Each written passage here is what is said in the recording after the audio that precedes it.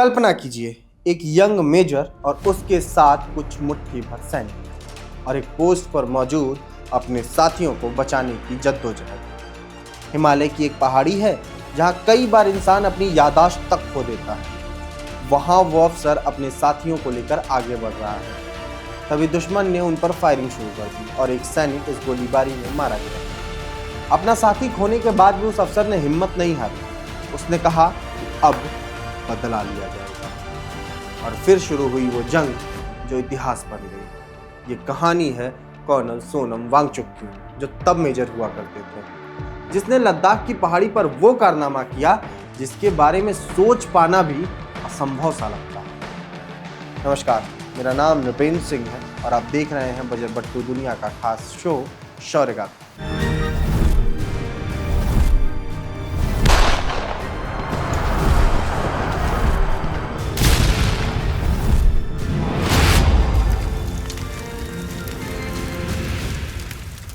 जहां हम लाते हैं ऐसी कहानियां जिनका शौर्य आने वाली जनरेशंस को सदैव प्रेरणा देता रहेगा।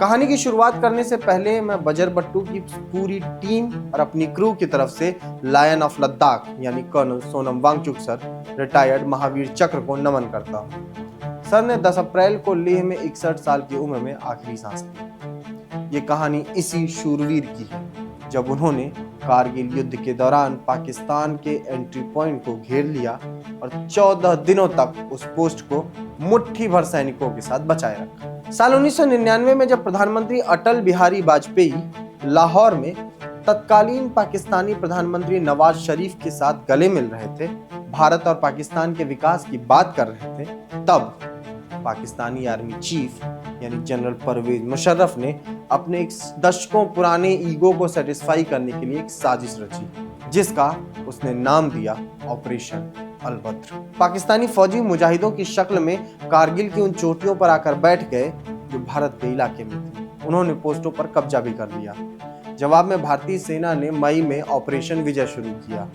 पाकिस्तानी सेना का प्लान था कि वो एलओसी के भारतीय हिस्से में नेशनल हाईवे 1A पर कंट्रोल करने वाली रिज लाइन पर कब्जा कर लें, ताकि किसी भी तरीके से वो सियाचिन ग्लेशियर को तोड़ सकें, ताकि मुशर्रफ अपनी दशकों पुरानी बेइज्जती का बदला ले सके, जिसके बारे में हमने ऑपरेशन मेघदूत वाले एपिसोड में आपको बताया था। भारतीय सेना ने कारगिल के इलाके में बटालिक सेक्टर में 18,000 फीट की ऊंचाई पर चोरबट ला पास को सेफ रखने का प्लान बनाया, क्योंकि ऐतिहासिक रूप से यह इलाका पाकिस्तानियों की घुसपैठ का रास्ता रहा है। इसलिए अन्य सेक्टरों में ऑपरेशन शुरू करने से पहले चोरबट ला को सेफ रखना बहुत जरूरी था और ये जिम्मेदारी लद्दाख स्काउट्स के मेजर सोनम वांगचुक को सौंपी गई। उन्होंने इस मिशन की शुरुआत 28 मई 1999 को की। इससे पहले सोनम वांगचुक ने श्री वेंकटेश्वर कॉलेज से ग्रेजुएशन करने के बाद मद्रास के ऑफिसर्स ट्रेनिंग एकेडमी से ट्रेनिंग ली और 4 सितंबर 1987 को भारतीय सेना की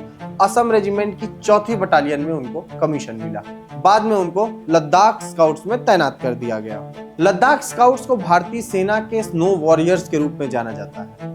1948 में इसे घुसपैठियों से लद्दाख की रक्षा के लिए नुब्रा गार्ड्स नाम के लद्दाखी स्थानीय लोगों से मिलाकर एक पैरा मिलिट्री फोर्स के रूप में गठित किया गया था। इसमें ऐसे स्थानीय लोग शामिल थे जो टफ जियोग्राफिकल टेरेन और चैलेंजिंग वेदर में ऑपरेट कर सकते थे। 1962 के भारत चीन जंग के अगले साल यानी कि 1963 में लद्दाख स्काउट्स का गठन किया गया। इसके 2 विंग थे, काराकोरम विंग जो चीन का सामना करते हैं और इंडस विंग जो पाकिस्तान के खिलाफ तैनात हैं। इस रेजिमेंट में वर्तमान में 5 बटालियंस हैं। लद्दाख स्काउट्स ने 1965 और 1971 के भारत पाकिस्तान युद्ध में भी हिस्सा लिया था। 1984 के ऑपरेशन मेघदूत का भी ये हिस्सा रहे थे, जिसकी कहानी हमने आपको सुनाई थी पिछले एपिसोड में।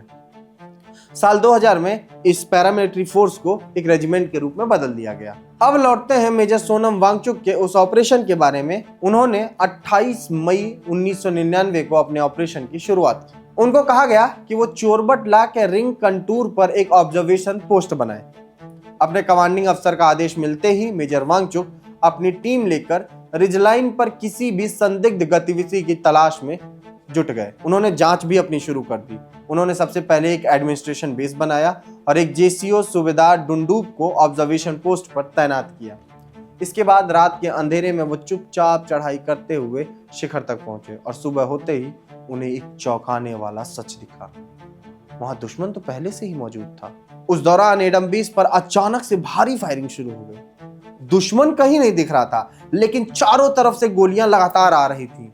करीब 10:30 बजे उन्हें जानकारी मिली कि उनके उस पोस्ट पर भारी गोलीबारी के साथ साथ आर्टिलरी शेलिंग भी हो रही है और स्थिति बेहद गंभीर है। ऐसे में अपने साथियों को बचाने के लिए मेजर वांगचुक आगे बढ़ना चाहते थे, लेकिन उन्हें परमिशन नहीं मिली, क्योंकि दुश्मन की संख्या और ताकत का किसी को अंदाजा नहीं था। तभी उनके कमांडर वहां पहुंचे और उन्होंने स्थिति को समझा और आगे बढ़ने की उनको अनुमति दे दी। मेजर वांगचुक को यह अंदाजा तो था कि अब वापसी आसान नहीं होने वाली है।